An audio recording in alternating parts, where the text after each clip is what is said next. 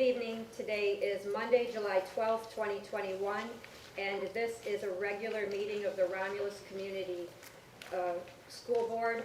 We are doing our organizational meeting followed by our regular meeting. And due to the pandemic, we are still streaming live on YouTube, and we have board members who can still join virtually. Madam Secretary, if you would please take the roll, and anyone joining virtually, please state your location. Good evening. Terrell. Present. German. Present. Evans. Present. Kennard. Here. Bergeron.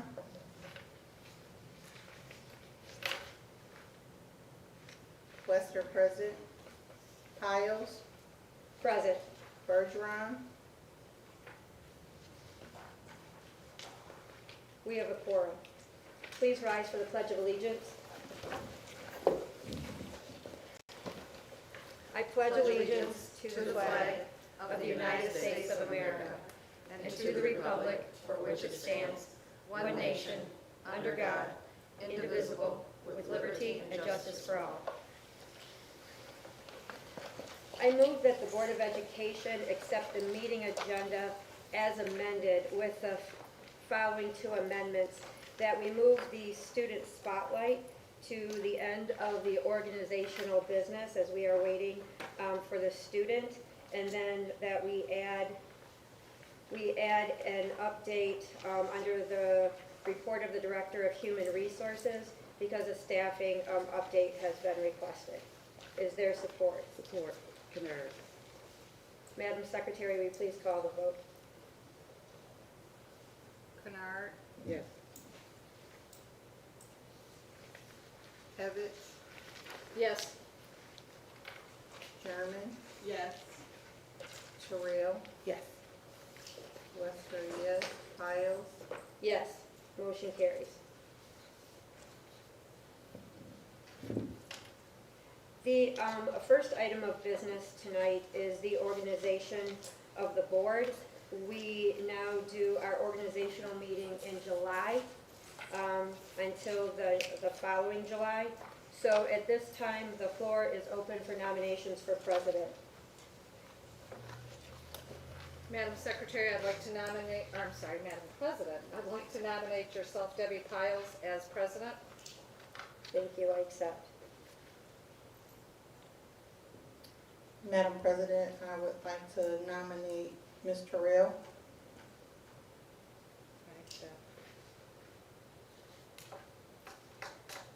Are there any more nominations?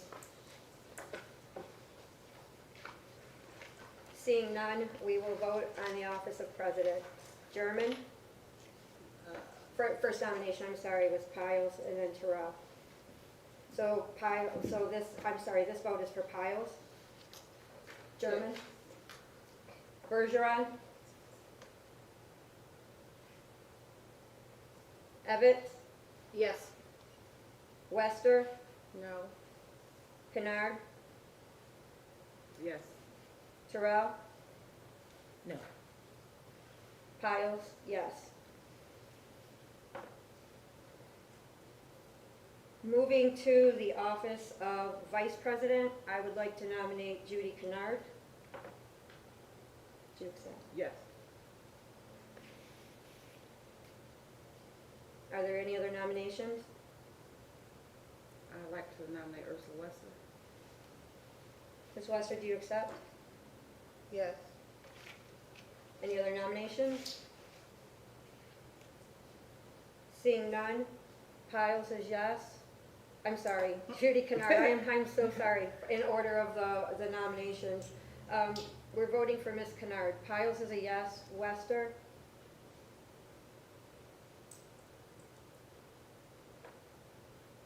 No. Evans? Yes. German? Yes. Terrell? No. Bergeron? Kennard? Yes. Motion for Ms. Kennard for vice president passes. The floor is open for nominations for treasurer. I'd like to nominate Wester. Ms. Wester, do you accept? Yes. Are there any other nominations? Seeing none. Kennard, Yes.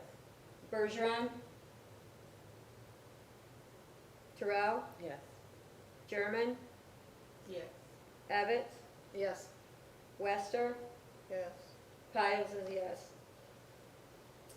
Ms. Wester is our treasurer. The floor is open for nominations for secretary, and I'd like to nominate Sue Evans. Do you accept? Yes. Thank you. I'd like to nominate, Ms. Terrell. Do you accept, Ms. Terrell? Yes. Any other nominations? Seeing none, we will call the roll for Ms. Evans for secretary. German, Yes. Bergeron, Evans, Yes. Wester, No. Kennard, Yes. Terrell, No. Piles is a yes. Ms. Evans has been elected to the position of secretary. Thank you. Next on our agenda is the schedule of meetings. We had discussed as a board whether or not to change our meetings to a Tuesday, but we had a board member who expressed that they would not be available on Tuesdays.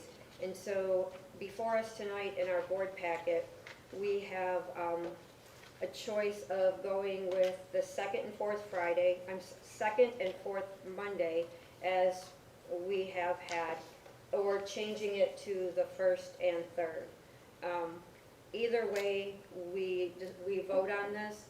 There will be only 1 week that we are able to attend city council meetings without interference of our meetings. So it was brought to my attention that a board member's work schedule has been made around our current schedule of second and fourth Monday, and a request was made to consider honoring that. But the floor is open for any questions or comments. Madam President, Yes. so you're saying that it would be okay to keep the second and the fourth Mondays now Yes. versus, okay. Yes. Because I just know we were trying to work around the city council too in terms of what their meetings were gonna be. And what I was told is that they really weren't gonna change anything until after the election, but they were looking to change theirs to the first and the third. Okay. So then that would work well then. So it would remain, is what you're saying. Yes, so are there any other questions or comments? So I just want clarification. So on the first, we do not have any meetings on the Right, first Monday, so if anyone was really wanting to go, they could, they still have the opportunity on the first. correct. Okay, so, and then on the second and the fourth is something that we currently have, and so I think that, that opportunity is there, Right, is there. we know that everyone is available in the So we second know and that fourth. everyone's available for that.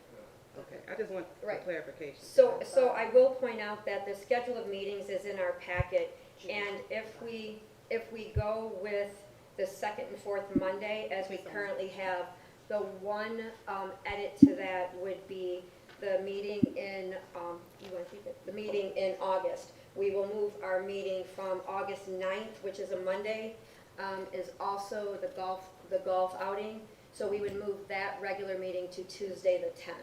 But that would be the only adjustment made. So, assuming no more discussion, I will. Can you hear me?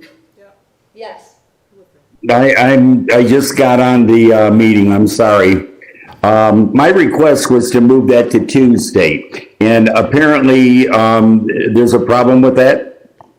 so, in our packet, there was a problem in that one board member, was not available to attend on Tuesdays. And another board member had expressed that their work schedule was set and determined by the commitment made to the second and fourth Monday. And city council is actually talking about changing their meeting schedule after the election. So it was. Not to Tuesday, not to Tuesday. I talked to the mayor, I talked to the, John Barden, I talked to Bill Wadsworth. They're not moving their meetings to Tuesday. Right, so what is being said now, and I want to stipulate being said, because it's not final, is that city council would like to have their meetings on the first and third Monday, which then would not conflict with the board meetings second and fourth Monday. So all members would be available to go to both meetings if they desire. And that way we would not then lose any board member participation either. So in the board packet, Mr. Bergeron, the schedule of meetings that was presented was a choice between the first and third Monday or the second and fourth Monday of each month. And since city council is talking about going to the first and third Monday, I'm getting ready to make a motion, which I will do now. I move that the Board of Education adopt the presented Board of Education meeting schedule for July 26th, 2021 through July 11th, 2022, which will have our meetings held on the second and fourth Mondays of every month with the exception of August 10th meeting. Is there support? Support, can there, With discussion. with discussion? I just have a question. Yes. I don't know if we talked about it, but I know it's been mentioned about just holding one meeting in July. And not, so is that feasible where we can cancel that July 26th meeting? I think at this point, because we're getting ready to go back to school, and I was going to talk about it later, there were specific requests that have come in for that meeting because we hadn't planned on canceling that meeting. And to my knowledge, the board has never canceled a July meeting. I didn't know that there was talk of canceling the second meeting. Yeah, I mentioned it So, when I came on board. Okay. In terms of, with that, really, with, it's summer and with people having vacations, I spent 3 days of my vacation doing school Right. board stuff. This is Right. the second summer, Right. so that's why that is being brought up. Sure.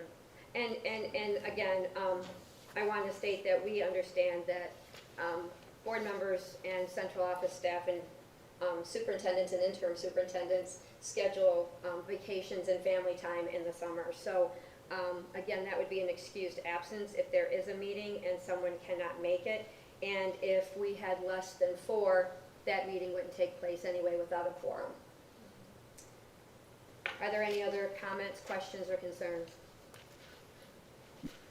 Seeing none, Madam Secretary, would you please call the roll?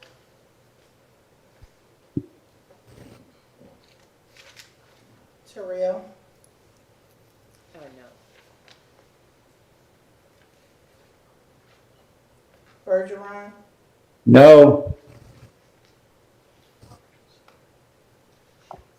German, Yes. Evans, Yes. Wester, no. Kennard, Yes. and Piles. Yes, motion carries. Next, we have the designation of depository. So I move that the Board of Education approve the board president, superintendent, board vice president, board treasurer, board secretary, and director of business finance as official signatories of bank accounts for the district, authorizing these individuals to sign authorizing documents requiring 2 of the 6 actual signatures or facsimile signatures. Further, the board to utilize Comerica Bank as the depository for district funds. Is there support? Support. Moved by Piles, supported by Wester. This is a formality we do each organizational meeting. It remains unchanged. Are there any comments, questions, or concerns? I have a question. Yes. I'm just curious as to why so many people are listed. Right, and I read that and I was surprised too, and I didn't remember from past what it was, but I did go back and pull our past meeting minutes, and this is standard. Typically, though, there's an order. The treasurer would be contacted first. And to my knowledge, the treasurer has always been, I don't know of an instance where the president has had to sign on anything, so it's always the treasurer is contacted first. But this is just in the event people aren't available, exactly, and it is standard. Any other questions? Seeing none, Madam Secretary, would you please call the vote? Terrell, Yes. German, Yes. Bergeron, Yes. Kennard, Yes. Evans, Yes. Lester, yes, Piles, Yes, motion carries. Next is the naming of attorneys. I move that the Board of Education authorize the following law firms for 2021-2022. Keller Toma Law Firm, Troon Law Firm, PC, Miller Johnson Attorneys. Is there support? Support, Kennard. Moved by Piles, supported by Kennard. Again, this is a function that we do each year and have relationships with each of these firms. Is there any comments, questions, or concerns? Madam President, can you give me their expertise, what Keller Toma is? What we right. use them for, please? So each firm has expertise in multiple fields. So in the past, we had just kind of got locked into one attorney, one firm, but since then we've started going within a firm and people who specialize in that. For example, with Troon, Tim Gardner helps us with our contracts and employment, but Brennan Ackerman was helping us with a real estate contract. So within each firm, there are multiple specialties. So it's not like we have one specialty with each firm, if that answers your question. Who handles our policies? Miller Johnson has handled our policies, and Troon has handled our contracts. And then Keller Toma is, Keller Toma in the past has handled contracts, they've handled grievance issues, they've a variety. variety. Thank you. And Gary's specialty was actually special ed law, so, but within each of these firms, specialties are covered. Thank you. Are there any other questions, comments, or concerns? Seeing none, Madam Secretary, will you please call the vote? Evans, Yes. Terrell, Yes. Bergeron, No. German, Yes. Kennard, Yes. Lester, yes, Piles, Yes, motion carries. And finally, the naming of the auditors. I move that the Board of Education authorize Raymond as audit firm for the year ending June 30th, 2021. Is there support? Support, Kennard. Moved by Piles, supported by Kennard. I will state that we put the bid out for an audit firm, and we enter into 3-year contracts. So we previously had Yo and Yo for 3 years, and last year the board voted to retain Raymond for 3 years. They are 1 year into that 3-year contract, so this will be going into the second of 3 years with them. So again, this is a formality. Are there any questions, comments, or concerns? Seeing none, Madam Secretary, would you please call the vote? Kennard, Yes. Terrell, Yes. Bergeron, Yes. German, Yes. Evans, Yes.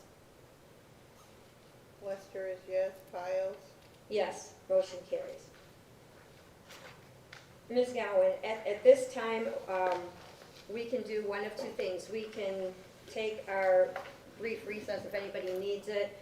If not, we can go into our regular meeting. I can bring you up now, or if you would like more time to wait, we can accommodate whatever you would like. Unfortunately, I don't know that our student is going to make it today, so if it's okay that I present now, is that? okay? Absolutely. Do you have a mic? I don't, but I have a very loud voice. But we want our public to hear you as Okay. well. Do you have your phone? So I would like to introduce to everyone Renee Gowan. She is our director of our VLC, our virtual program, and also our adult ed program. And I first met Renee, I was at a graduation for adult ed, and it was phenomenal to hear our students talk about our adult ed program and how they had given up on school, but they found this program and they came back because they had had children and they wanted to model for their children the importance of education, and they wanted to get back and get a diploma to have better opportunities. And as our students shared their stories of hardship and resilience and victory, I watched Ms. Gowan cheer for every single student with tears running down her face. And if I didn't know better, I would have thought that these were each her children. And each graduate had something to say about how Ms. Gowan was instrumental in encouraging them to enroll, but even beyond that, encouraging them to persevere and not drop out. So Renee, we are so honored to have you here tonight and honored to spotlight our adult ed program.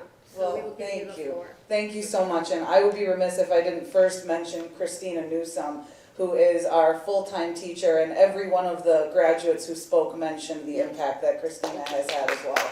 So just one of the most fantastic teachers that I could ever hope to work for. We both are obsessed with this adult education program. It's our life. This is the start of my 13th year. So we have prepared just a slight presentation. Today we were going to spotlight one of our graduates, Trinity Green, who is unable to make our graduation ceremony because of work commitments. That is the exact same reason she's unable to make it here today. So she is very much looking forward to now leaving this place of employment, and she would like to enter into real estate. But the cost was prohibitive to her, the cost of taking the class and the cost of getting the license. It was somewhere around $500. So what we have for Trinity and what we will present to her at her job, because I think that's where we'll have to reach her, is we have a $250 check from Romulus Community Schools, donated from Ed Martell in particular, and he would like that to go towards her real estate license. So we're very grateful. Romulus has always been wonderful to us, this year in particular, with this board, with this superintendent, with our new director of curriculum. We just feel so supported, we feel so seen, and we just want to thank you all so much. We promise that we're going to continue to grow and to have even more graduates. So just really quickly, Mr. Cooper, if we can just go through this. It just, we had a wonderful photographer there. She captured some photographs. So on the second slide, you can see just some of our outstanding numbers for this year. We graduated 23 from the alternative program and 60 from adult education. That's pretty fantastic when we consider that every single one of our adult ed students has commitments outside of school. And I have to also mention, all of these students were virtual. Romulus did not, we offered face-to-face, but our students elected to stay virtually so that we could do these numbers and graduate this number of students with them working virtually. I think is a huge testament to what our program did. So 83 graduates total. We were really excited about that. Mr. Cooper, if you wouldn't mind if we could just go through some of these slides. You can see, I know we were honored to have so many board members there, so I'm sure you remember some of these faces. We will be presenting to Trinity. We brought her diploma today, we brought her check, we brought her program, so we will have her lead teacher and myself will go to her job and present. We'll make sure that the board has supported and she got a round of applause. If I may just take one more minute, because I will be brief today. We got some unfortunate news last week that one of our RVLC students passed away quite unexpectedly. So on the final slide, we would just like to make sure we mention Mr. Michael Tellier. We attended his funeral on Thursday of last week. So, and it was very important to his family and to his fiance that his graduation picture was displayed at his funeral. So we made sure that we took that there, and they had his cap and gown out, and it was quite sad, but it was, you can see on the last slide, the smile on his face is something that you just can't mimic. So I know how important this was to him, and I know how important this program is to so many of our students. So, you know, he was like 19, 20 years old. So, and then getting his diploma was a crowning jewel in his achievements. So we're so happy that we can be that. We're so devastated by this loss. But we're just so happy that this program exists, that we can offer diplomas. You know, so many people come to us and say, well, I'm going to get my GED. And when we say, wait a minute, Romulus can let you get a diploma as well, they are shocked. So that most of these students, I would say 80% of them obtain their diploma. So thank you, Romulus Community School Board. We appreciate you so much. We appreciate you letting us do what we do best, and we promise we're going to continue to do so. There's some great plans for next year. We'd like to have some scholarships. I lost my father recently, about a month before our graduation, so I'd like to have a scholarship in his name that we're starting for next year. He was very proud of what we do here as well. So with your approval, we will continue doing what we do, and we'll keep growing, and we'll keep making you proud. So thank you so, so much, School Board. We appreciate you very much. And thank you. Thank you.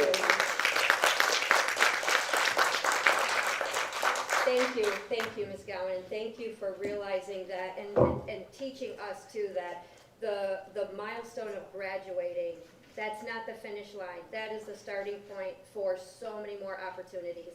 And thank you for your heart for our students while they are here, and also to help them financially through a scholarship to embrace opportunities that would otherwise be cost prohibitive. So thank you for that. And board and administrators and teachers, as we enroll our students, we should be mindful to make sure that we let our parents know, hey, we have an adult ed program, because we have students from all over, all other districts come to our adult ed program, our VLC program, and so many of our families don't realize that we have that. And so if just when we're enrolling their children or when we're meeting with them at different events, if we mention, hey, we have an adult ed program, if you or anyone you know who is interested, there's flexibility, it's phenomenal, because if we have stronger families, we have stronger students. And that is how we reach out and we take care of our people. So again, Ms. Gowan, thank you. You are appreciated and loved. Thank you very much. Is there a need for a recess, or is everybody okay with continuing? Okay. So we will move on to acceptance of the consent agenda. All matters listed under the consent agenda are considered to be routine in nature by the Board of Education and will be acted upon by one motion. There will be no separate discussion on these items. If any member of the board or any citizen requests discussion of an item, that item will be removed from the consent agenda and will be discussed later in the meeting. Approval. To approve the minutes of the Board of Education from the June 24th, 2021 special meeting and June 28th, 2021 regular meeting. To approve the bills for payment as submitted by Interim Director of Finance, Jewel Claire, in the amount of $1,013,852.96. Is there support? Support. Moved by Pyle, supported by Kennard. If there is no discussion, Madam Secretary, Ms. Evans, we are in the regular meeting now. If you would please call the roll. Kennard, Yes. Miles, Yes. German, Yes. Lester, Yes. Terrell, Yes.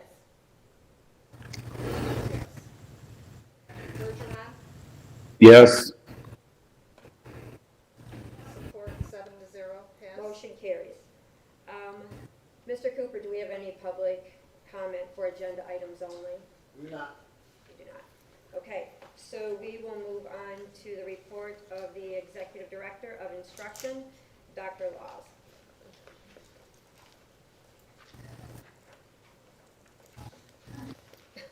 Do you want wipes?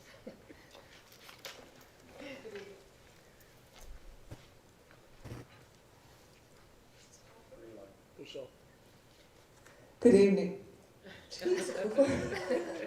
Good evening, everyone. I'm here to discuss an action item regarding an entity change. So as I'm sure everyone is aware, we've made a commitment in terms of offering virtual option to all students next year. Currently, we have our VLC listed as an entity for 6 through 12. And I just want to emphasize with Romulus virtual learning, we have an alternative education side of that, which is what Ms. Gowan oversees, the 9th through 12th grade alternative option. So that's for kids who need credit recovery, who have been failing in the high school. What we're looking at adding is another side of the house that's the virtual school option for K-8 students moving forward into the fall. By doing this, then we are able to offer that without having to create a whole new school, which with the state requires a lot more. Since we already have a virtual school in place, we're just adding that K through 8 option so that moving forward as we identify what that's going to look like with our new director of online education, offering it, but still utilizing Romulus teachers. But what we don't want is a repeat of what we did this year where teachers are teaching both at the same time. So we've already been surveying our families. We have 198, I believe, that have said this is what they want for next year. So we're going to be meeting with our new director of online education this week to really start to flesh out what that looks like in terms of every grade level, what are the needs, and then start to look at staffing and sending out interest to staff who want to be considered to be the virtual teachers for those grade levels. But in order to run a program, we do need to make a change to the entity that we already have in place. And it gives us the flexibility that if we need it, it's there. So that's the request. Thank you. Can I ask a question? I just wanted to know when it comes to the K-8, We need a mic. We need a mic. with what? Here, there. Here. There's No, two. here. Oh, Don't ask. here's a separate question. Then you guys can keep that. So my question is, when you're thinking about the K-8 program, so the students who are in different schools, will they be identified as virtual only, or will they be attached to like Hill Creek or Barton? So we're looking at both options right now. It's really going to come down to how many kids per building are requesting. We think it's probably going to fall out that we'll have, let's say, 25 to 30 kindergartners district-wide. And so therefore we have to pull them into one group versus having enough at every school to run a separate kindergarten at Barth that's virtual. We don't have we're such a small district when you think about how many students are in every building. So we're thinking that it's probably going to be, and that's why we need the entity change for that flexibility, so that we can have them assigned to, they're the RVLC kindergarten, they're the all, so that teacher would be assigned to that virtual class for those students. And we may even have to do like kindergarten, first grade. We're not sure. We need to, like I said, flesh out where we're at with the numbers. The surveys have been going out multiple times. I don't know if you guys have seen the text messages that have been reminding parents to sign up, so we have a clear understanding of where we're at. So this week we'll be making those decisions, because we also have some technology that we're looking at purchasing and so forth. But we do also expect that they will be housed in different buildings. So for example, that's our vision. Don't hold me to that 100%, but what we're looking at is we still want the teacher to have a classroom in the district. So we, depending on where those numbers flush out, the kindergarten classroom might be housed at Hale Creek, the first grade classroom, in terms of where the teacher is located, so that they have access to all that technology, all the materials that they might be needing are in that school, and they're part of a school. They're not just out there on their own, they're still part of a school community. I have a question.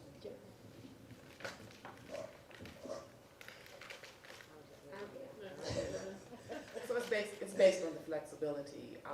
So if they start out first semester virtual, will they have the opportunity to switch? No. Or is that, so, yeah, we need We're to make sure ask- that, yeah. We are need to make asking for the commitment for the year, and the main reason is because of staffing. Yeah. I mean, we would have I don't wanna say a nightmare, but somewhat of a nightmare to change staffing mid-semester. So we're saying, in our survey that we sent out to parents, we said, this is a commitment for the 21-22 school year. This is the commitment that you're making. And so the curriculum, virtual versus in class, is that something, is it gonna be the same? They're gonna, or you haven't gotten to that or determined? We're having conversations about that too. Similar, we want it to be similar so that, let's say, after a school year, you would come back. So that's why we're utilizing our teachers, so that our curriculum options would be similar to what is happening in the classroom. So most of the materials that we teach with now, there are all online versions available, like of textbooks, materials. But there may be supplemental things, hence why there's some things in there that talks about additional funding for startup.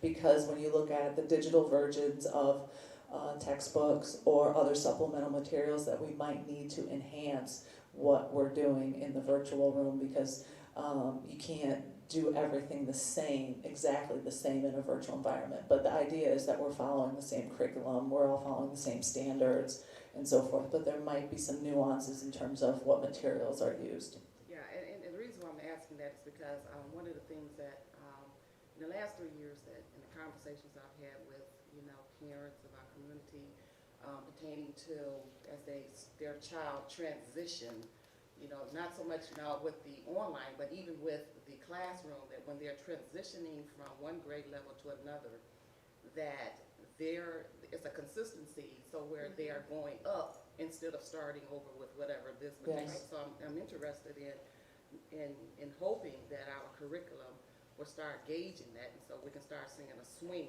so that we can start seeing There's a whole need around our curriculum Okay. outside of just virtual versus in Right. person. Yeah, There's a right. whole So- vertical articulation. So hence why we want it to be very closely aligned with one another, so that whatever adjustments we make, training we offer, if I'm the virtual teacher, the content, the materials, the basic format of how we teach that content area is the same, whether it's virtual or in person. So they're attending the same trainings, they're involved in the same curricular alignment discussions as their counterparts that might be in person. But there is a whole need for curriculum alignment across the board, Okay. which is another discussion Another and discussion, presentation. okay. I'm working on that one too. Okay, all right, Yes. okay. Dr. Laws, how will the monitoring be done and by whom to make sure that we are providing equitable education for our online students and that they are not falling behind their in-person Right. cohort? So they'll have all the same types of assessments, like they have to take NWA, there's no different, all the formative assessments that we use in terms of NWA, reading assessment that we use, one of them that we're looking at is Acadians, I'm sorry. No, I've seen that, like with the M-step and. Oh, all of that's the same. And then we have a director of online learning. That's just like we're having a principal at every level. The director of online learning, that's their responsibility to ensure that, to do the same types of things that a principal does. They're going to classrooms, they're doing evaluations of those teachers. They're involved in the same meetings and discussions that all the other principals and leaders are, and they'll have all of that same involvement. So they're not separate, they're not off on their own, they're Right. part of us. So, yeah, I guess my question, the testing, so they'll have to come in and do testing, or that'll be arranged at home, we'll still do the testing. But I guess my question was, because testing really isn't a true and accurate measure of what a student has learned, will there be any other measures or progress monitoring? Because we know that students learn more and better, Right. generally speaking, in person. So Right. will there be monitoring outside of just this testing to make sure that there's learning that things, and will we be paying, will anyone be monitoring like attendance or dozing off or going, just those little things? Because I think this is great for us to offer it. The board just wants to ensure that we're not compromising equitable. Absolutely, absolutely. And then the other question was, will our elementary students be linked to their home elementaries so that they can participate in school events or sports or after-school programs, so they have that opportunity, or is that not available to them? That decision hasn't been fully made yet, but we're discussing what that might look like. We're looking at other programs and other districts, how they do that. I like the idea of them being linked to a homeschool. The question just becomes in terms of reporting and pupil accounting, how we manage that. So that's something that we're discussing. But they may be, their homeschool may be this, but they're still within the RBLC umbrella. In terms of the monitoring, absolutely. When I say assessment, there's formative assessment, which is regular. You're doing that all the time. And that's the expectation of all teachers, to be involved in formative assessment. And so that, again, is the expectation of the director of online learning. Just like a principal is expected to monitor formative assessment, that person would be expected to monitor, where are the students at in their program, how are the teachers offering those assessments, completing those assessments. Just like all the other gauges that we use, we have at-risk monitoring that we check on. We have, with the children under the age of third grade, right? Where are they at with their reading and all of those checks and the things that they have to do. That doesn't change because they're in the online school. And do we have enough people that any of our virtual students who receive special services, that they continue to get those supports and that's not compromised in any way if they are learning virtually? Well, we have to offer the special ed services, so that's part of the discussion that we're having with Ms. Broaden as well, looking at how many of those students who've requested to be in the virtual program next year, how many of those are special ed, and then how are we going to adjust the caseloads for teachers to be assigned to those. So that's definitely something that we not only have talked about doing, but we are required to do. Thank you. And my last question for you is the class size of the virtual classes, especially in elementary. Will they be the same as in-person class sizes, or are we looking at that being different? We're looking at following the teacher's contract as it is right now, regardless of if it's virtual or in person. Okay, great. So, thank you, Dr. Laws. I move that the Board of Education approves changing the entity grade level designation of Romulus Virtual Learning Center from 6th to 12th grade to kindergarten through 12th grade in the Educational Entity Master, EEM, with the state of Michigan. Is there support? Support. Moved by Pyle, supported by German. Are there any additional questions? Seeing none, Madam Secretary, will you call the vote, please? Kennard, Yes. German, Yes. Terrell, Yes. Evetts, yes.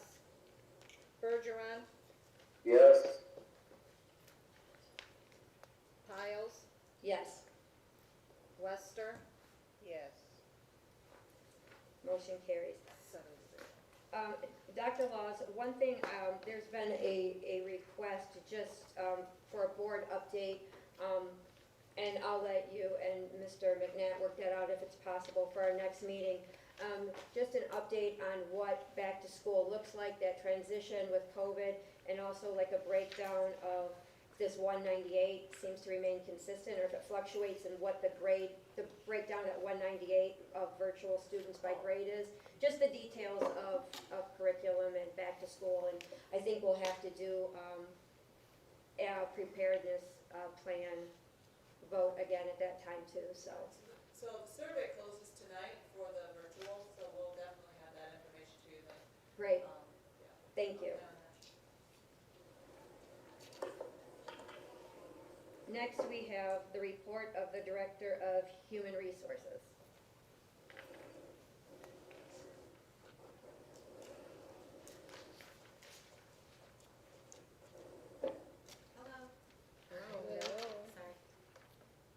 Hello. Hello. Okay, so the first thing that we have,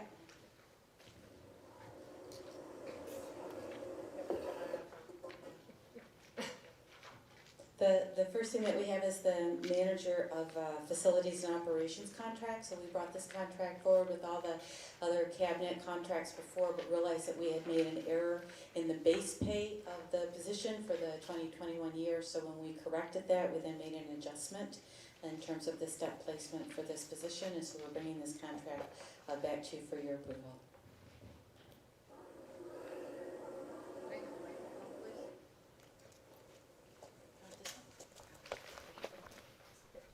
Well, you should probably keep that. Oh, you're gonna have to probably answer some questions. So what?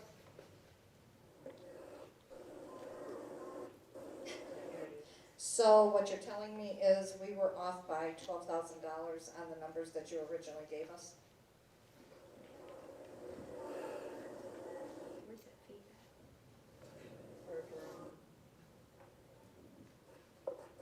I think the contract that we're sharing with you is actually a $5,000 improvement from what we had initially approved, not a 12, Right. It is. approximately.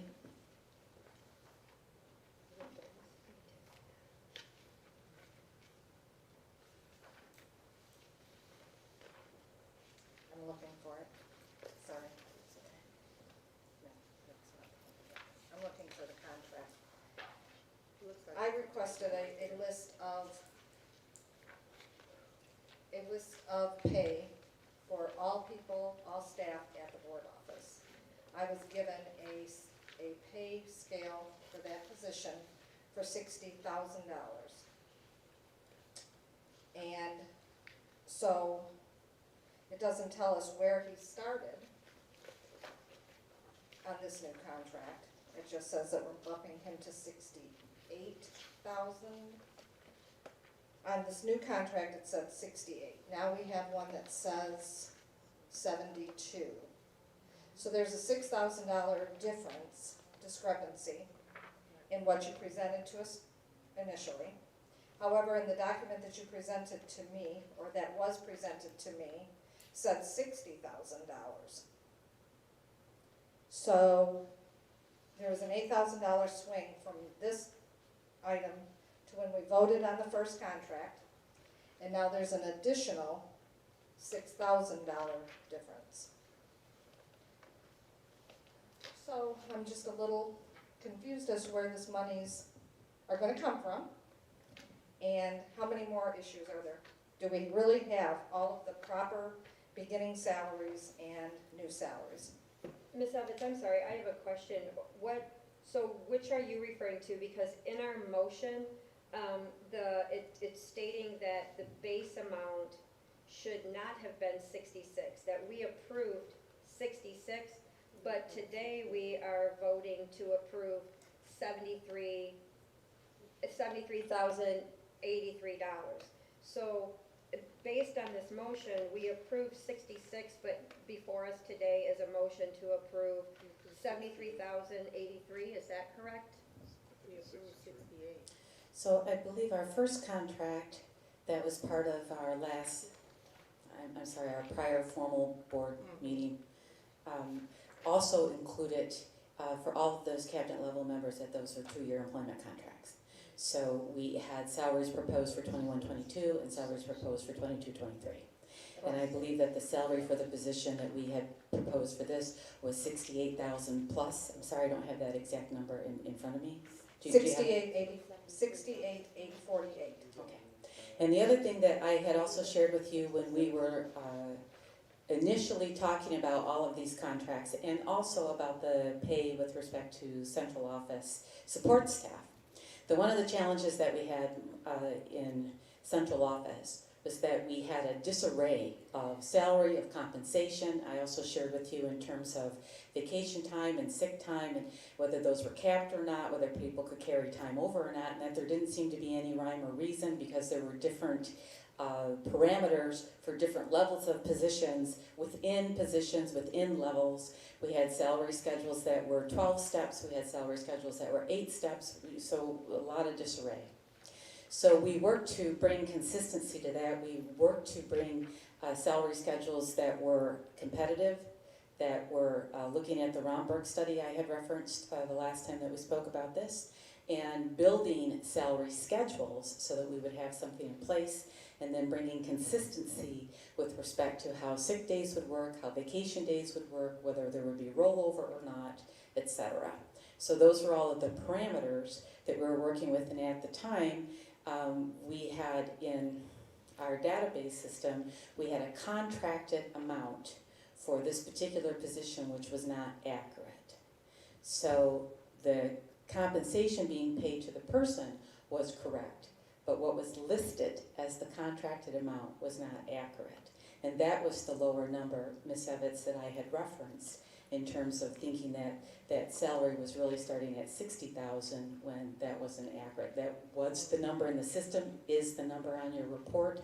But again, as we discovered going forward and working through our data with our employees and wanting to make corrections there, that we can make corrections in parts of that system that will correct someone's pay. So now they're being paid correctly. However, there are other fields associated with that position that also need to be changed and corrected so that it's all aligned. And that field, that contracted amount is a set amount, but we don't pay off of that amount. So that amount wasn't correct in the system, but the compensation being issued to the employee was correct and was closer to 72,000, not the 66 that I had thought when I looked at the data in the system. So Ms. Hazlett, who determined the salary for this position? Because this is a new position that we did not previously have, and we've divided it from finance. So who determined the salary for this position, and what data or market analysis or finances were considered in determining what that rate would be? So again, we started with where we were currently compensating that position once we added those responsibilities for transportation and food service. We took those things off of the finance person's responsibility and we added them on to the facility manager, which we then became the manager of facility and operations, because now you're overseeing those other service areas. We made adjustments to pay at that time, which is what led the compensation to be closer to 72,000 for the year. In terms of benchmarking and creating the salary schedules, then we looked at a combination of the Romberg study was the basis that we used, and then we just used compensation strategies in terms of how we try to make sure that there's an appropriate spread. You know, you have a minimum, a medium, your maximum, and what seemed to be aligned with what some of the other districts were doing in terms of what their compensation looked like. And then because of the veteran nature of the individual employee, we are recommending the top step for this position for this year, so that we are recommending step 5, which is the dollar amount that you see in the contract in front of you.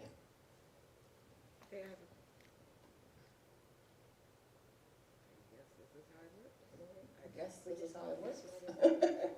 I have a question. I just want to make sure I'm understanding you correctly. You're saying that the employee was receiving the 72, although it was not, when you presented this to the board, it was another number in your documentation to us. Is that what you're saying? That's what I'm saying. Okay, and so my next question is this based, the increase based on the base salary of the employee, or is this the base salary plus additional for doing that work? Because I'm not clear on that. So that 72 that the person was receiving, was it in the system the base, or it is the base plus additional supplemental, is what I'm saying? Okay, I have clarification on that, because, you know, it's a stipend, because a stipend is not part of the base salary, and so that means you're asking twice. You're asking for that total amount, which should have been done some time before, versus, you know, what you're asking us. That's about a 9.42% increase on the salary on the 66. So can you explain that? I'm not comprehending that piece right there. Sure. So I'll try to explain again. In terms of once the position was assigned additional responsibility, an adjustment to pay was made.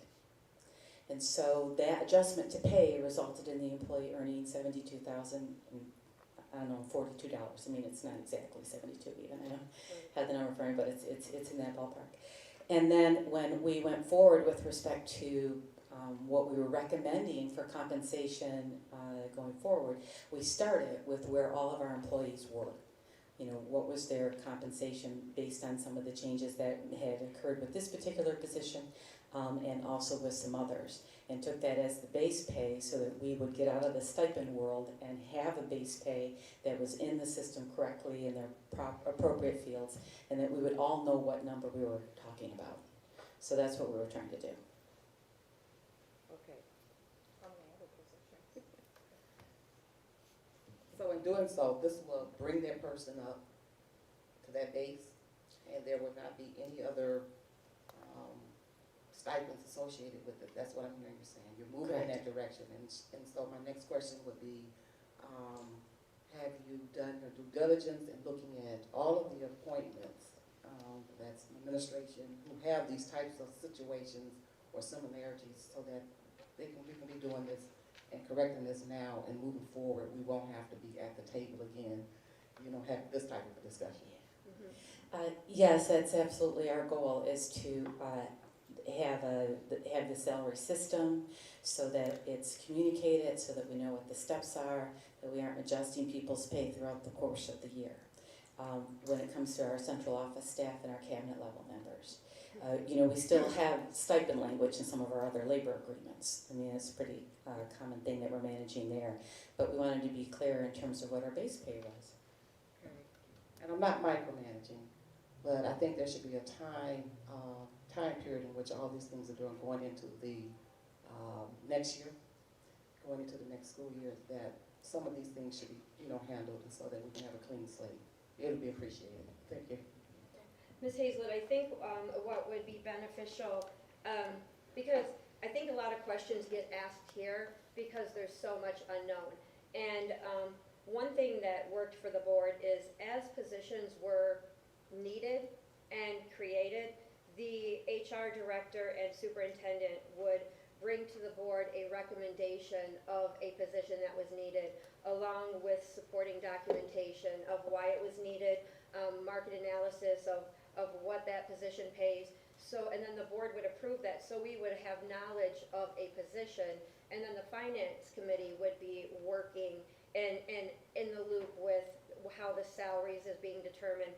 And so then, as that's coming back to the meeting for updates, the board's already aware, and then approving it is a formality. So I think that would help us going forward to have those informational pieces and approving those recommendations, so that we can be more efficient and effective here. So, yes, and I think that some of it is just the chaos that we walked into in terms of some of the challenges that we had, and trying to get these things straight and right and correct, so that when we hit July 1, we had things aligned, we had things corrected, we weren't needing to go back after the next fiscal year starts and try to correct things or change things. So I apologize that, really in my desire to try to meet that June 30th deadline, in terms of being more thoughtful about the context that would have been helpful for you as a board to understand all of the things that we were going through, and it was just a matter of time, I think, in terms of, and staffing pieces, but I think that really makes sense, of course. You need to understand the context in which we're trying to make these recommendations, and then it's helpful, and then you have an opportunity to ask questions before a decision is made. Absolutely. And then we can come back, to another time to make the decision, yes. Okay. So it was just trying to expedite that June 30th piece. Thank you. Ms. Evans? Is this a one-year contract or a two-year contract? Because there's only one dollar figure on here. The actual contract, I think, was attached as a confidential attachment, and that does have 2 years on it. I think that's just the motion. I'm sorry, okay. Is there a percent increase built into the second year? Yes. Okay. Thank you. Does anyone have that percent? The percentage, I don't. I don't have the percent, Madam It's on the President. first Yes. page, Mr. Yes. Chairman, Mr. at the McNabb? bottom, paragraph bottom. So I don't have the percentage figured out, and although I do have a calculator, I'm quite capable of figuring that percentage out. I will tell you from my experience speaking that for that position, congratulations, you're getting a bargain. I've met the gentleman, and from what others get paid in the districts, this is a good deal for you. So Thank you. And just so everyone knows, it's sometimes awkward as we're discussing a person in a position, awkward for them. And I do want to state that this person, you are correct, we are getting a deal. This person is worth more than their weight in gold. So this is not a discussion over the person at all, but just an understanding of the contract and being financial stewards of the district, understanding our central office salary expense. So thank you, Ms. Hazlett. Are there any other questions? Seeing none, then I move that the Board of Education approve a revised employment contract for Mr. William Garland to reflect an increase in the salary amount for this position. Is there support? Support, Kennard. Moved by Piles, supported by Kennard. Madam Secretary, will you call the vote, please? Piles, Yes. German, Yes. Terrell, Yes. Evans is yes. Bergeron? Bergeron, Pete, you gotta unmute yourself. Kennard, Yes. Wester, Yes. Bergeron, He's trying to unmute himself. does he have to do *6? No, he's on his, Yes. there we go, all right. Hi, this is a vote for the, employment amount for Mr. Garland. Is it a yes or a no, sir? Yes. Thank you. Pass 7-0. Thank you. Next, we have a contract amendment for our interim superintendent.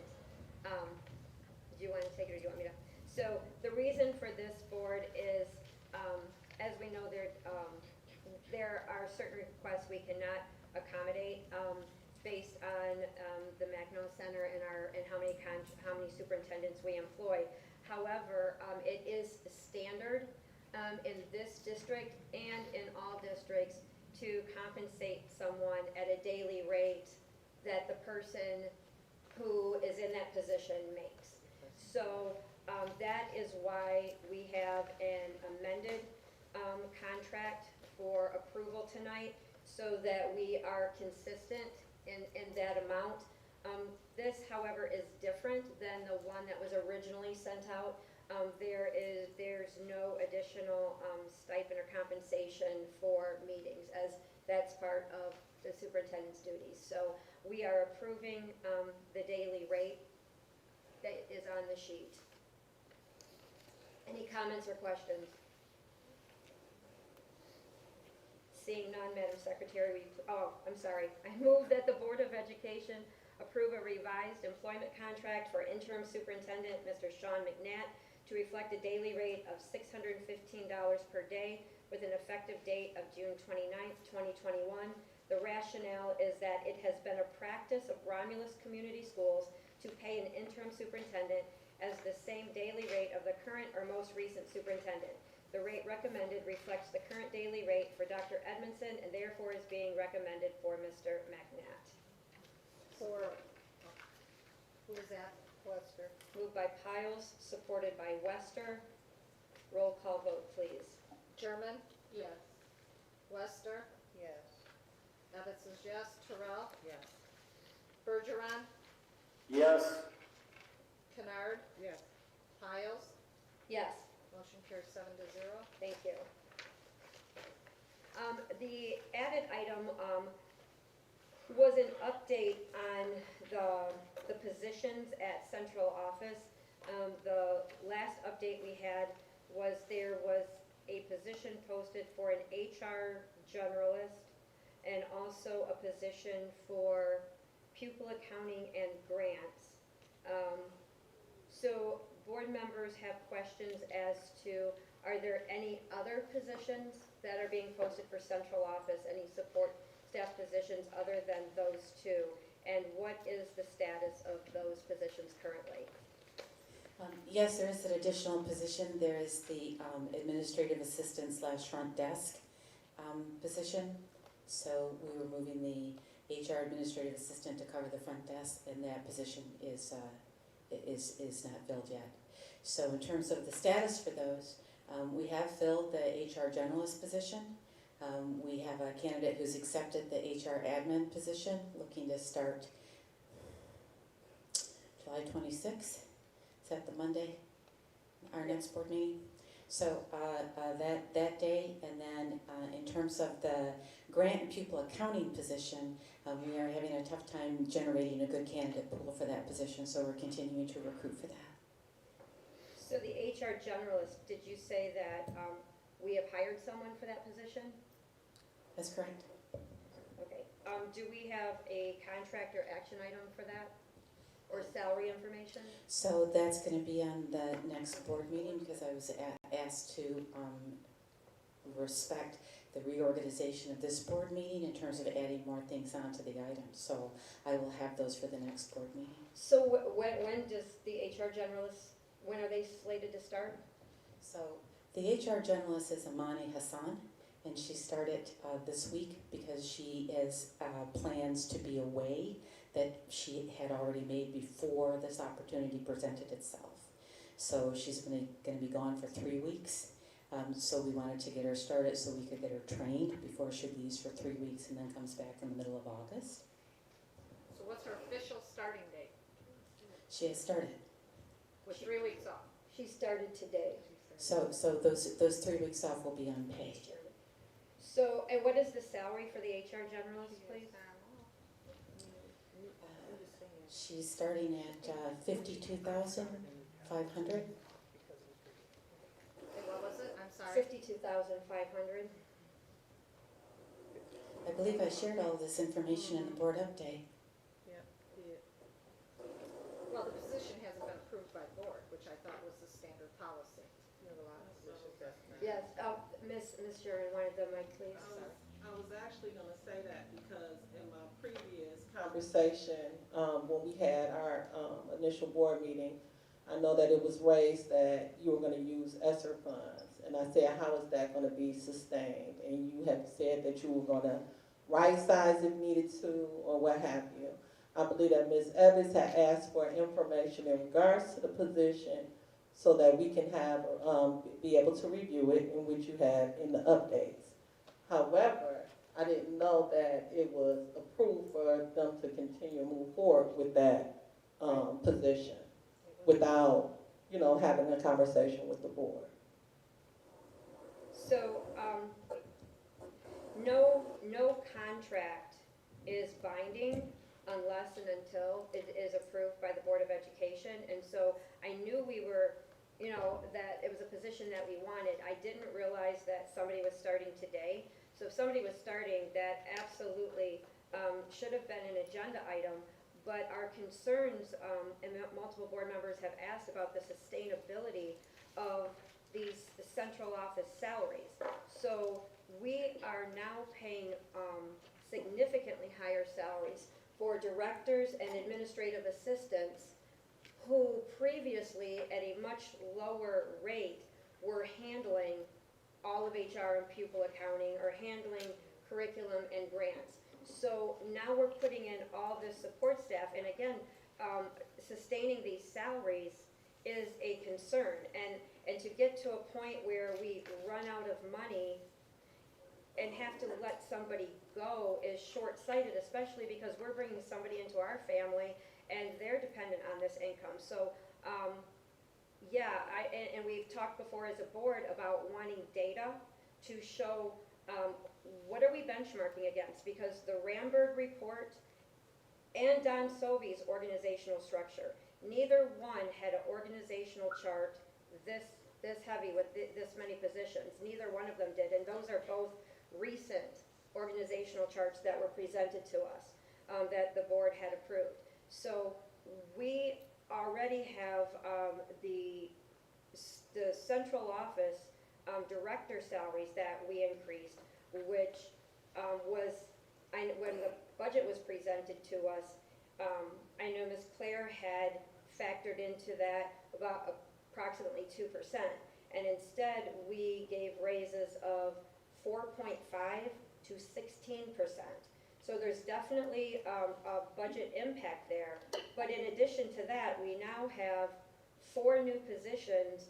I would like to know what other district has all of these extra positions and salaries? Because I get there's more work because of COVID, but that's not unique to RCS.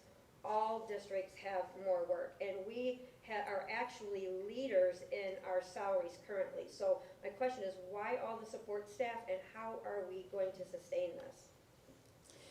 If it would please the board, I'd really like to do a proper presentation on this topic for you, instead of trying to answer, some of the questions, so we can really do the whole scope. Would it be possible for me to do a presentation at our next board meeting on this I would topic? like that as Yes, well. we can do that, but Thank you. go ahead, Ms. Sherman. I think that would be fine, but as you mentioned, Madam President, there are some concerns that I have, considering the fact that we did approve these increases with central office. One in particular would be you, Ms. Hazlitt, considering the fact that you have been with Romulus for how many months? About 6 months? So how does that equate? So we're giving you an increase, but then there's another person coming in to support, which is ESSER funds that can be utilized for the students, as opposed to another position, which is not sustainable.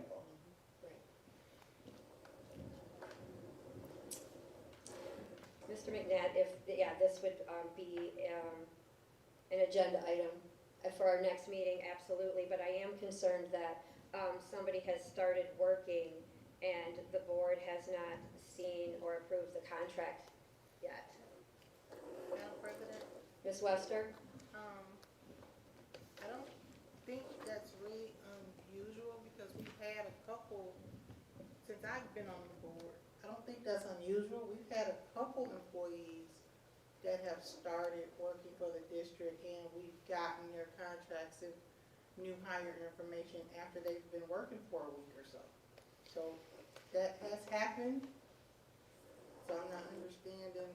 No, and if you recall what those are, then please bring them to our attention. But that is something that not only did the board, there's a point where we were not knowing who was hired and what salaries were. We had an instance where we had contract employees show up in this building and ask an administrator, oh, where do I go? And the administrator was like, well, who are you?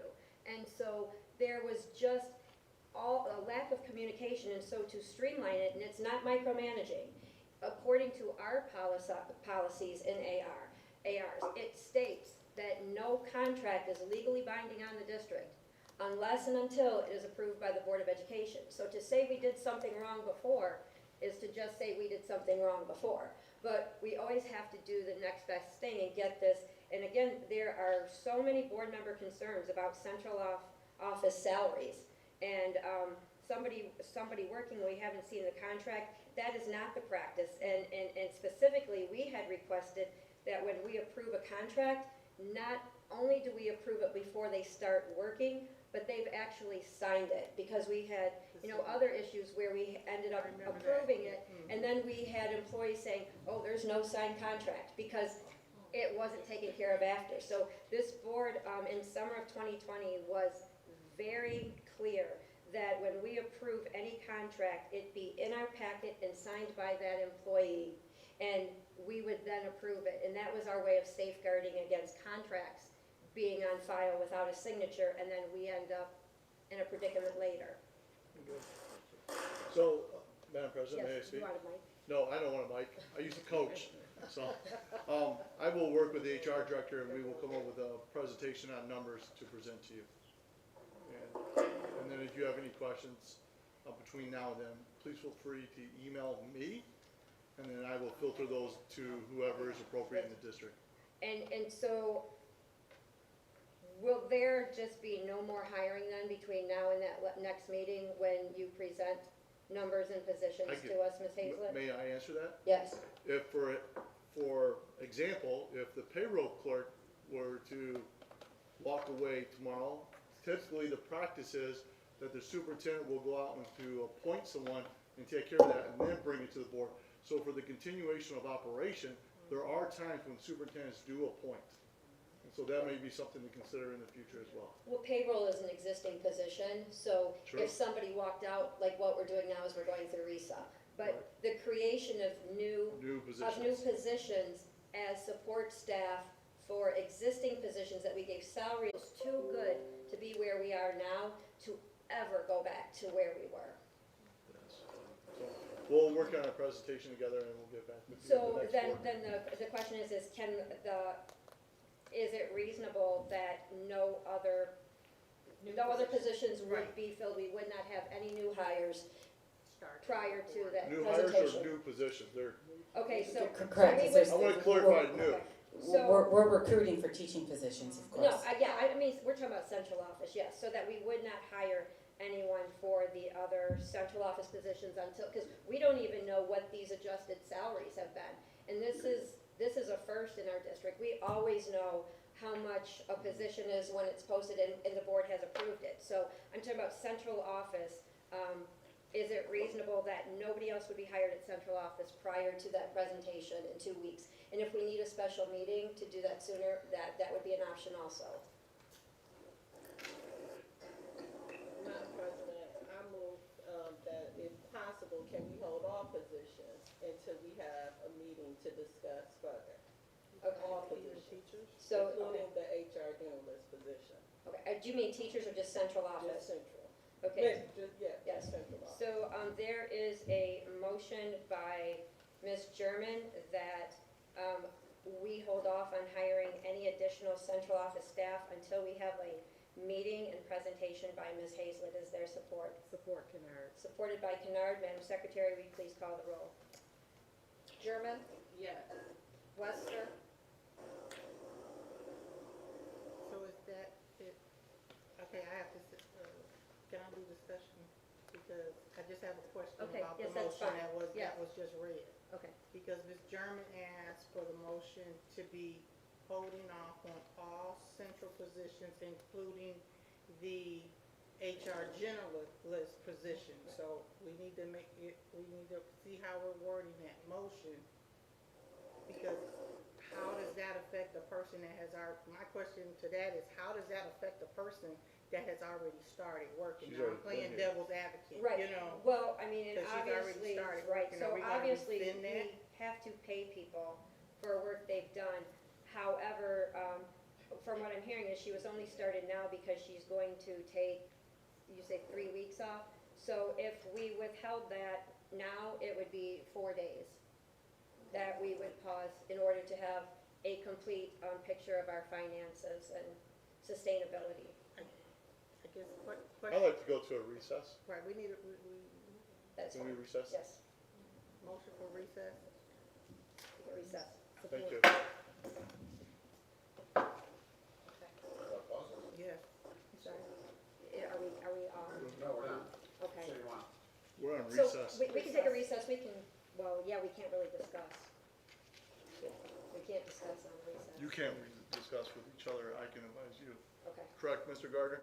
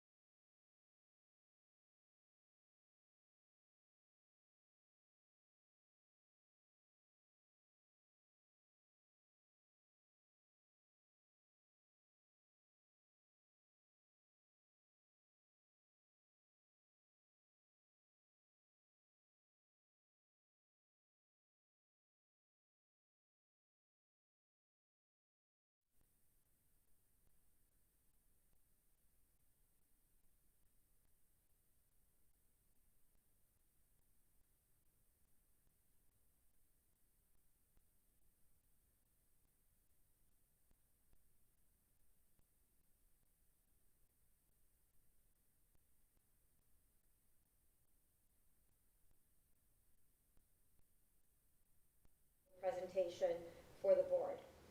There is an employee who started today in the HR generalist position, which is a newly created position. However, we have an existing position of administrative assistant to the HR director, which needs to be filled, and that is a salary expense we've always had. So we can change the title and give her that job, which needs to be filled, and we still would not be filling an HR generalist position. We would be filling a position that has always existed and needs to be filled.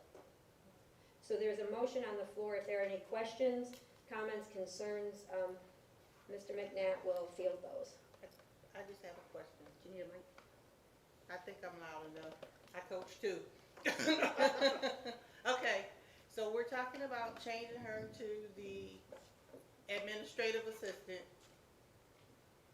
Once we go through this contract and they present it, what happens to that position then? Does she stay where she is, so she goes back to the HR generalist? Her position will be in the proposal, in the presentation in there.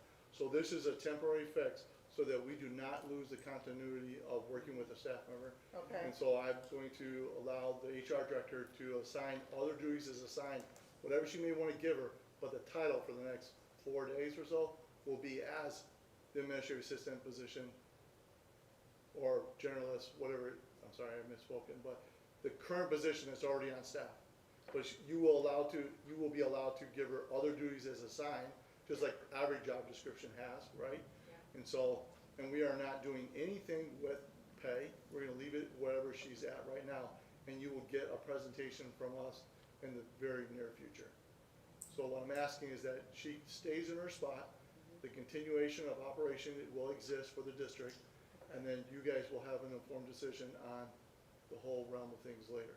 So right now, we are filling our administrative assistant position for AR with, for HR with the employee who started today. That is an existing position that we have always had at RCS, and we have an employee who will now be our administrative assistant in HR. Does that Ms. answer your German, do you question? have questions? I don't have questions, I just have concerns. A lot of things, so for me, and me being new, a lot of this is misleading. A lot of us, it dismisses, it creates the absence of trust. Going through and having conversations about increases and getting phone calls about, why it's important for central office to have increases, but not being transparent with the whole process after we've had conversations about our concerns, it's misleading. And it creates the absence of trust, and you don't want a division between the board, central office, Dr. Edmondson. You don't want that. No. And I believe that that is what is creating. I don't care about who got what. I don't care about that. All I care about is the fact that we have to be able to trust this whole process and do the right thing for the sake of the district. Not necessarily, I don't care about the candidate. I'm okay with whatever you all decide in regards to keeping her in a position. But what I do not like is to be misled. And I feel like I have. Okay. And may I, Madam President? And so I just want to share something that I have experienced since I've been here. I met the candidate in our lunchroom where she addressed me, "Hello, Mr. McNatt, it's good to see you again." And I shared this with President Piles moments ago. We have worked together in the past. And so I recognize the individual. I will tell you the individual is a bright person who I think will do wonders in this organization going forward in the future. And so I don't want you to be in a situation where you possibly lose what I would consider to be a great candidate as Mr. well. McNabb, And I just want to share that from transparency, because I didn't know, I was a part of the interview committee, but I walked in and then I'm being greeted by the individual. And I'm not saying this because I worked with this person. My recommendation to you is what I believe to be, first, one of integrity and fair, and in your best interest going forward, long-term. Knowing that short-term, we have a little bump in the road that we're going to address. So the good thing is we have a quality candidate, and they have accepted the offer. And we also have an opening for administrative assistant. So I do want to be clear, because we have talked about how contracts aren't binding and positions don't exist without the approval of the board, because budgetary, we don't get into who was hired for them, but that does fall under the budget. And we have approved an organizational structure by two professionals that we paid them both over $20,000 and got basically the same organizational structure that did not include these extra positions. So I don't want to be ambiguous or misleading in this vote. We cannot say if it is or isn't temporary. All we can say is right now, we have an opening for an administrative assistant, and we have a quality candidate who wants to be part of the RCS family, and she's qualified to be the HR administrative assistant.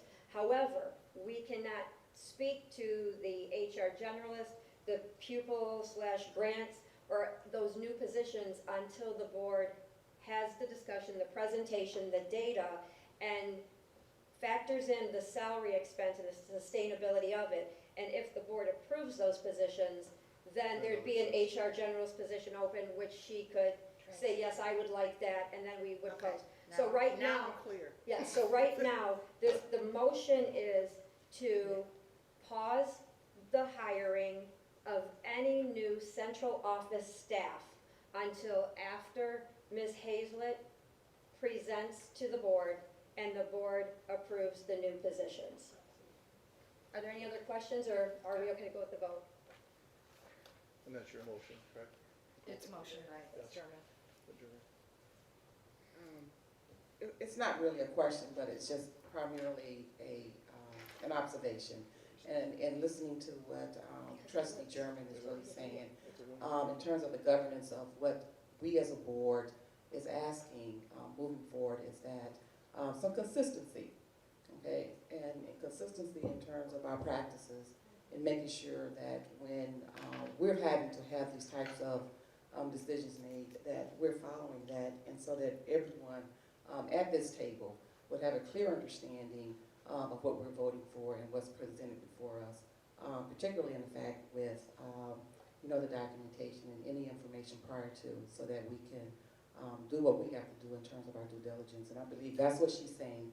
We're not saying, getting into the bureaucracy of what you have to do to get determining who's qualified or whatever, but as a board, looking at it objectively, looking at it so that we can be strategic and so that we can move forward and not have these bumps in the road. And so we're just asking that moving forward, what we're looking for is making sure that we have that information so it's clear. I mean, we can't make a confirmed recommendation or anything if we don't know, and don't have those things. We're accustomed in the 3 years that I've been on the board, till we had some things happen here, that information was presented to us in an adequate enough time so that we can review it, ask questions among ourselves before coming to the table, so that we're just voting on it because we have clear understandings and working with the superintendent, in this case the interim superintendent, so that things are a little smoother. And that goes with everything, in terms of the financing, reporting. Then we're going to have some things in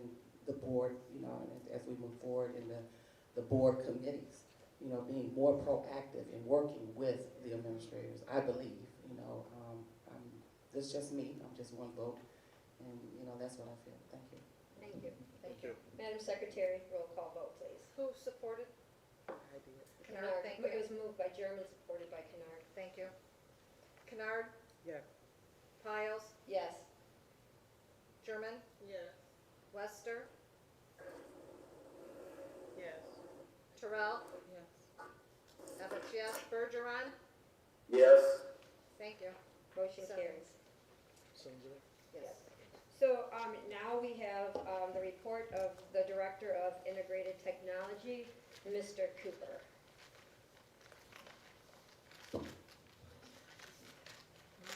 And actually, Mr. Cooper, I will read this first motion, so we'll have that on the floor. So I move, here we go. Recommended motion is, whereas Romulus Community Schools enters into agreement with Sound Planning to utilize Lightspeed Tech as the technology for audio systems in K-12 classrooms. Due to the volatile technology market and microchip shortages, the final specifications are still to be determined. The rationale is that students must clearly hear their teacher in order to receive the best instruction and support at the right time. Physical factors and new health precautions such as distance, noise, and masks can severely impact speech, intelligibility, and comprehension. And it is factored into our budget already that we approved, and this will not exceed $192,094, and we will be using ESSER funds for this.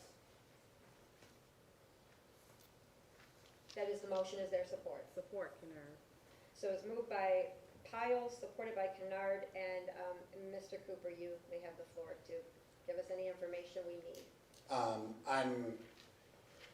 Just last week, we had another demonstration of the system and trying to gauge the availability of the systems. The original system that we looked at is already out, no longer manufactured because, again, of the microchips shortage. They have a new product that they've been pushing out. So that was what was demonstrated. It's the upgraded version of it that they're going to match the same pricing for us because it is using RMC safe pricing for that. But even if I was able to push it through last week, it is still a 10 to 12 week delay on getting the equipment. So once I make that decision, and I don't say but once we make that decision of what we are going to go with, I need to be able to have that availability to say, all right, boom, let's go with it, so I can get everything ordered as quickly as possible. As everyone knows, anything technology is in that realm right now. So I'm just looking to try to get that approval from you because it is a large chunk of money, obviously, so we can start to move forward with this as quickly as possible. Because again, it involves multiple factors, not even just the technology hardware, but the installation of it. Mr. Cooper, I know our old systems are antiquated. With this That's system, being kind. it is.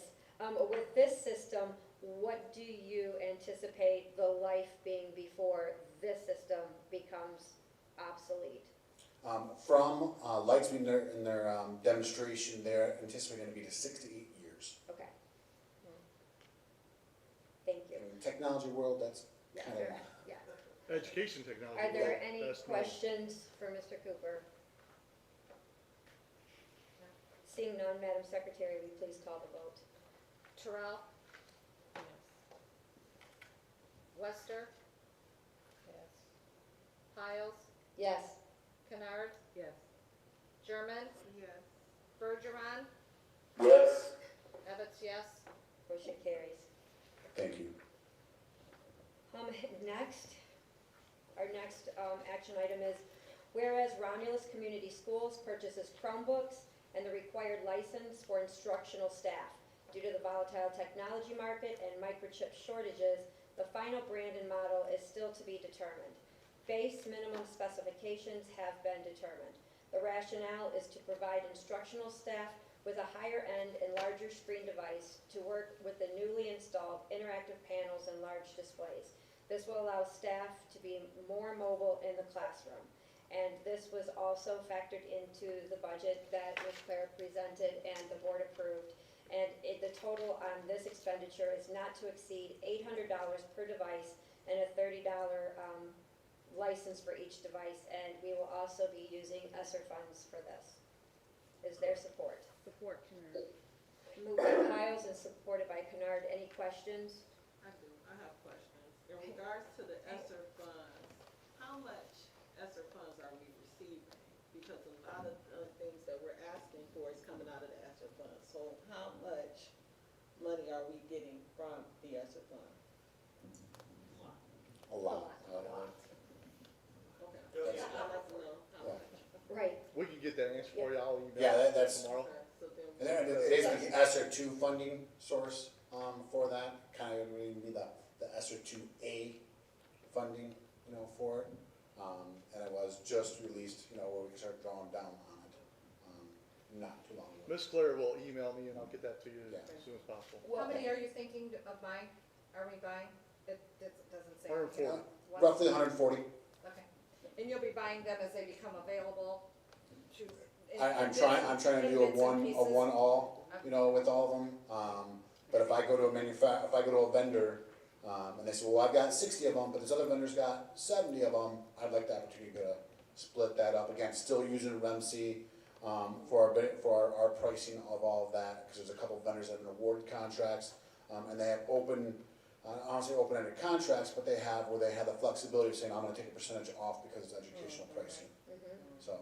Tierney? ESSER two is 2.5 billion, and that's what he's putting this against, and then the ESSER one is 1.3. But we have another, second half of those, that's just the first half.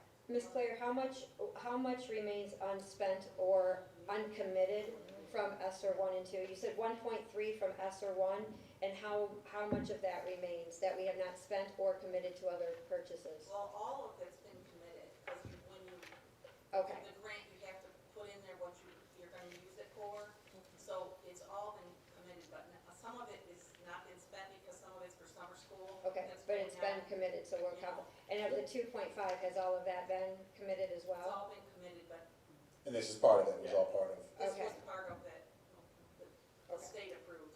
Okay. Thank you. So, yeah, and we'll talk about ESSER, because I know board members had questions about ESSER. We'll talk about that later, but for the purposes of this motion, are there other comments or questions? Yeah, I just had a couple. So what is your time frame? The time frame in getting this? I would love, by the end of this week, to be able to start putting some orders in. Putting some orders? I would love it. Two of the main vendors I've used in the past 6 months, the device that I've recognized that I really want, they literally have said, good luck. Fine, yeah, so. And I saw that in an email as well. Yeah, so I need to be able to, I need to be able to start, getting order, ready. yeah. Yeah. I've got my list, I've got my spreadsheet that has my comparisons, which one, is better in this category compared to that category. Okay. I don't wanna have to do different makes and models for the staff, but it's looking like I might have to. Well, the good thing is that you have a plan. Oh, yeah.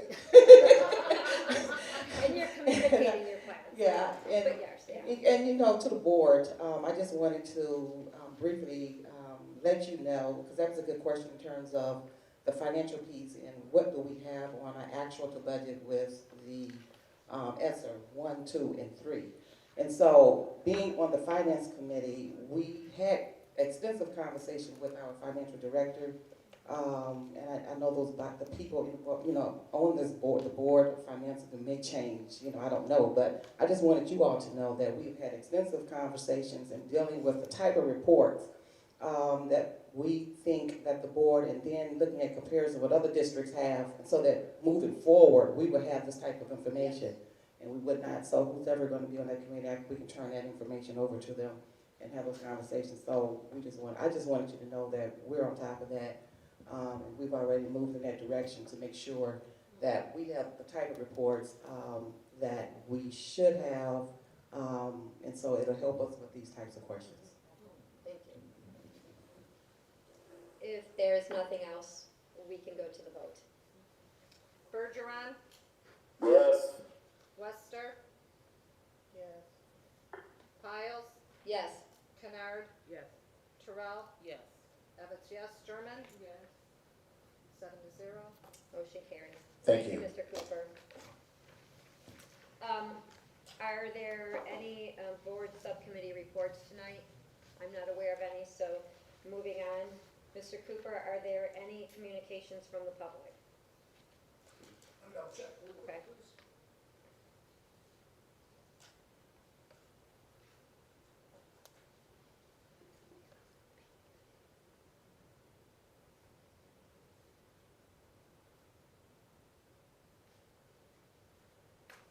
They're not.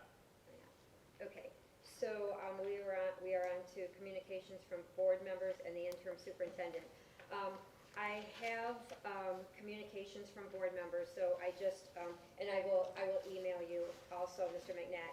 But, so what board members are requesting for our next meeting as we're going into the end of July, and getting ready then to start school in a month, and we've covered a lot of it tonight.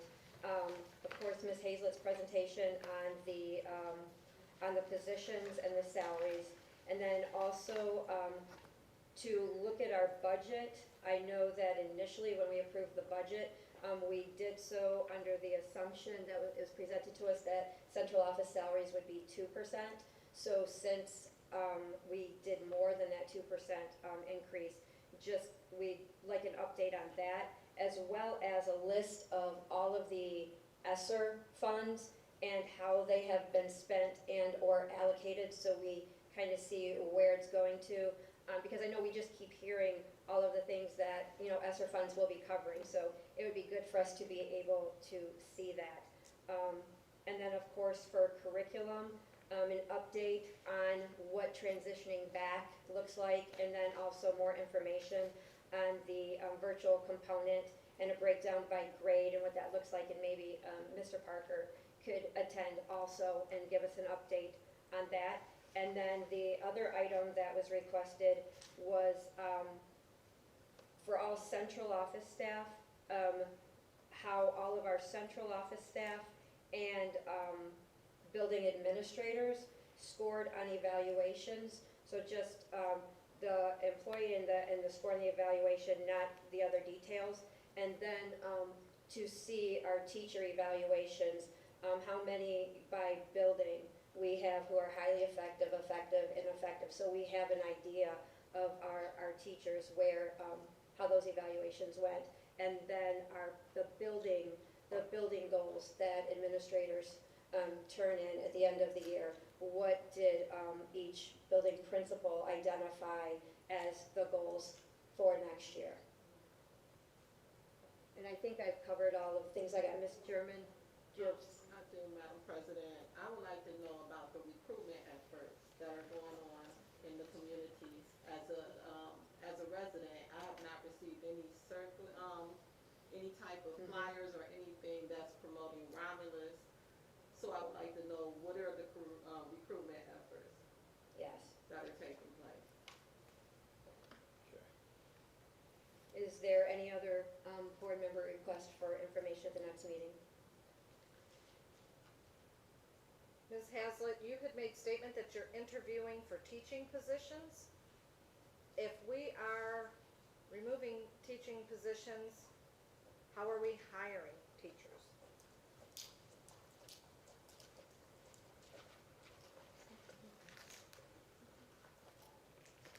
We're recruiting for teaching positions. So we're looking at our special education in particular is an area that we're looking to recruit for. Some of our hard-to-fill positions, speech pathology positions, occupational therapist positions.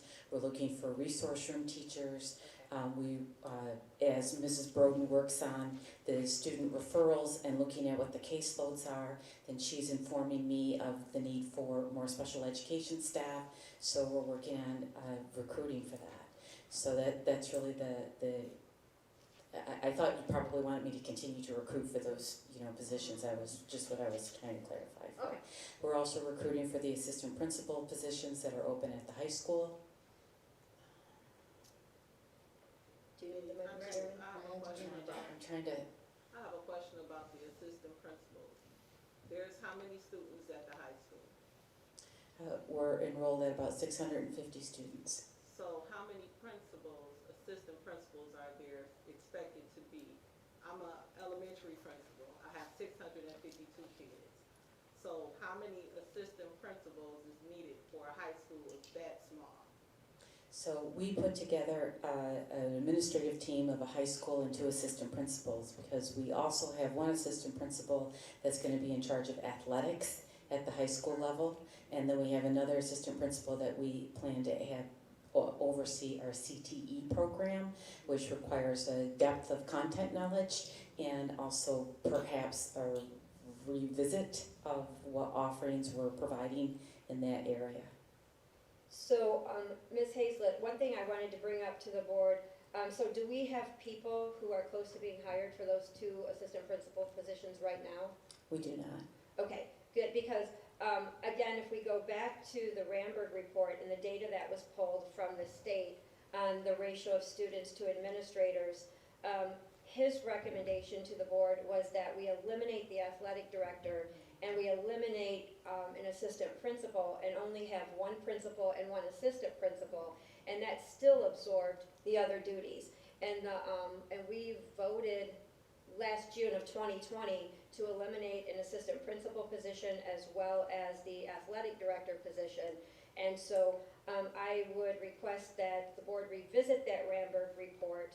And again, the last action item that we did was to eliminate one of the assistant principals. Now, I know it's written into RASA because it's part of the contract, but the board has not, as of yet, approved a second assistant principal. So just, if you could include that, bring us the data, give us the job duties, and I know when I spoke with Rod Green, a board concern was having an assistant principal who oversees CTE, when in this district, we need like more of a leader and director and builder of that program. And what our district needs, those needs exceed the capacity of an assistant principal doing it part-time. So if we could, and Rod Green said that is fine, we could work with that and pull that out if it was a director. So if we could just revisit all of that and bring back to the board Jeffrey Ramberg's organizational structure as well as Don Sobey's. And so we can revisit this, and again, through the light of the budget and ESSER funds, and just make sure that we aren't, especially with the ESSERs, how much do we have? Well, lots of it. So sometimes when we feel like we have lots of money, we spend lots of money. And so we don't want to be, again, in a position where we're going against professional, expert advice that we paid for and biting off more than we can chew. Ms. Kennard? We'll work together. Yeah, I just wanted to make a recommendation in terms of the deliverance of that information to the board. If it could be done, more of a executive type spreadsheet where you just have, the number of vacancies in instructional. You can break it down by school. You can break it down by grade level. And that way it's just a quick look. Nothing detailed with, something real quick that we can look at it and say, okay, these are the vacancies. This is the vacancies that we have, and we're interviewing possibly, something just real quick, not with all that description. Right. If you could do that for us, I appreciate it. Okay. Ms. Brodden? I know you're surprised to see my Yes. hand up. I just wanted to clarify regarding the positions that are needed for special education, just so you'll be aware, so hopefully there will not be any surprises when this position comes aboard, brought to you, is that we do need another school psychologist. The reason why is because it is extremely important that that our name is not sent to MDE regarding a complaint, regarding 3-year revals and initials. So I am looking to possibly try to hire either a part-time or a full-time school psychologist. We have one that has already committed himself, but we will need another one. So Ms. Brodden, can we get what that posting would look like, what it looks like for full-time and part-time, so that we can approve that? Because it is in our best interest to have a RCS employee doing that as opposed to contracting this out, and then what the salaries look like. So then once we're aware of that and we know that's coming, that there won't be surprises. We just want to be very careful that no one is entering into contracts on behalf of the district without board approval.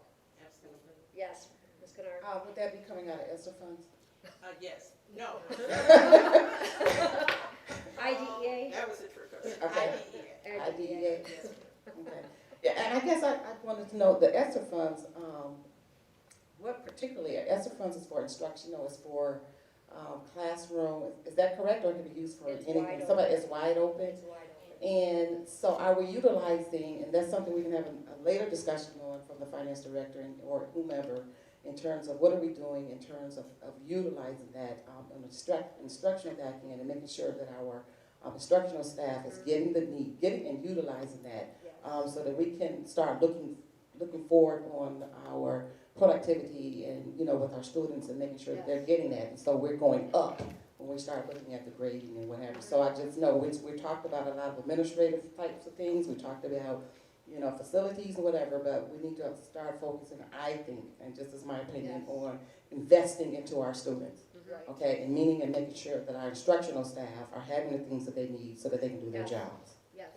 So Ms. Claire, when you prepare the ESSER fund itemization and breakdown, if you would please, and thank you, Ms. Kennard, for that, because we've talked about, we sit at this table and we talk a lot about adult salaries, we talk a lot about building maintenance, and we are committed to talking about students, not just talking, but making an impact. And so the way we do that is by understanding the funding and knowing where it's going. So Ms. Claire, if you could highlight on those sheets for us the things that directly impact our students. I mean, I know we're getting playgrounds and weight rooms. I'm not meaning that. I'm meaning whether it's support staff or instructional programs. Show us how Romulus Community Schools is more equitable because we received millions of dollars of ESSER funds.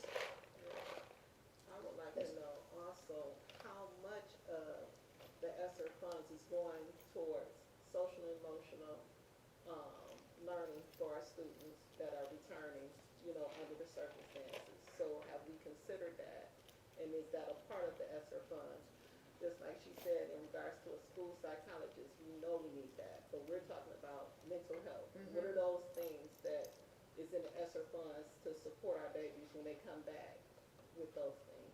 What I can also say, speaking in that, on that matter, is that I have a meeting this Thursday in partnership with Wayne State University, and having Wayne State University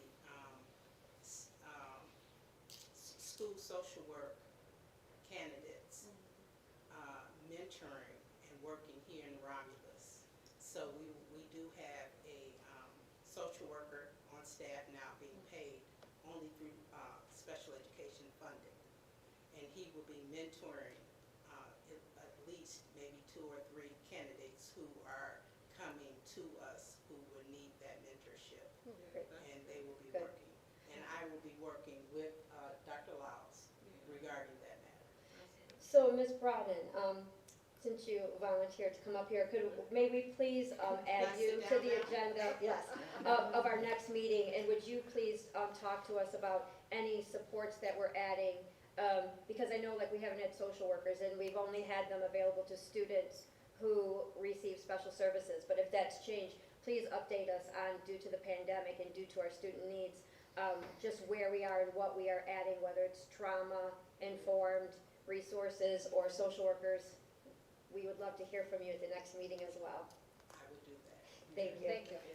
Okay, we have a closed session, so I will yield the floor to other board members, and Mr. McNatt, if you have any comments.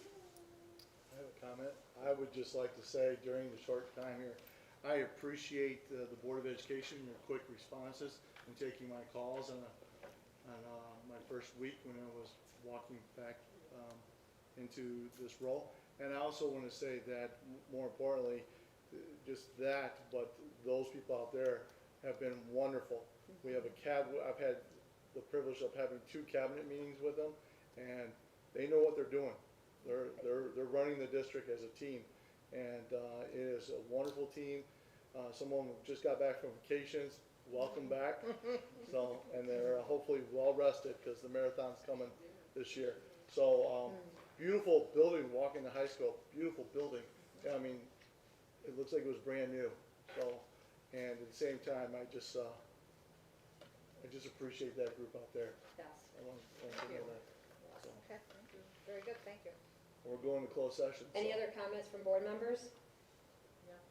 If not, then I move that the Board of Education go into closed session with our attorney under section A8H OMA, attorney-client privilege, and the closed session will take place in a separate session. The regular meeting will remain open until the board returns from closed session. Is there support? Support Kennard.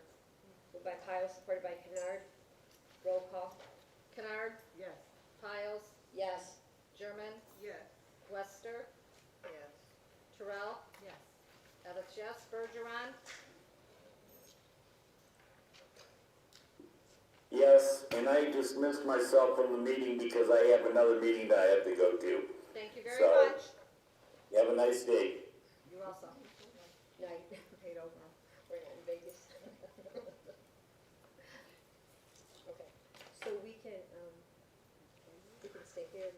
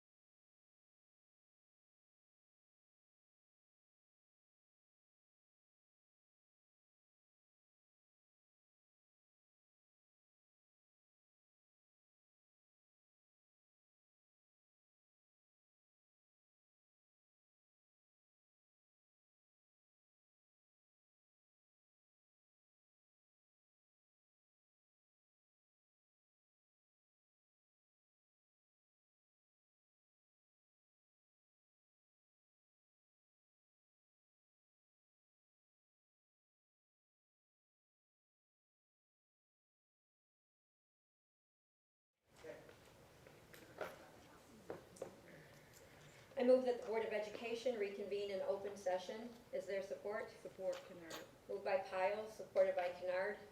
Roll call? Kennard, Yes. Piles, Yes. German, Yes. Wester, Yes. Terrell, Yes. Evans, yes, Bergeron has signed off. Motion carries. Thank you.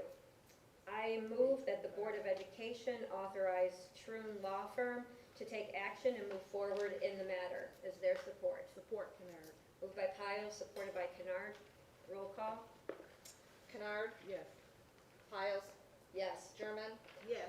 Wester, Yes. Terrell, Yes. Evans, yes, Bergeron has signed off, 6-0. Motion carries. Before we adjourn, I did want to bring to the board, I know that we are committed to unity and working better together, and also as a board and as a board with superintendent, and moving the district forward. So we do have the workshop scheduled with Dr. Green for August 5th. And then just a reminder that MASB Summer Institute is August 6th, 7th, and 8th. And if you wish to register for anything, please email Paula and she will do that. And then lastly, Dr. Edmondson in a board brief had talked about Dr. Coleman working with us, and I just wanted to update the board that I spoke with Dr. Coleman today, and he is available and willing to work with us, and he talked with me a little bit about just the work that he's done with his board and the great relationship they have and how that has impacted the district on every level. And I believe that we could benefit from that. He did make it clear that, you know, in the spirit of transparency, that before there was any board action, he would speak directly with Dr. Edmondson, you know, other than just having Dr. Edmondson have put that in a brief to us about Dr. Coleman. They will talk, so I'm just bringing that as a FYI so the board can know that that's coming. And on that note, I motion to adjourn. Support. Was that Wester? Yep. Oh, she's quick on the draw. Moved by Piles, supported by Wester. All in favor? Aye. What time is it? Meeting adjourned at 8:27. 8:27.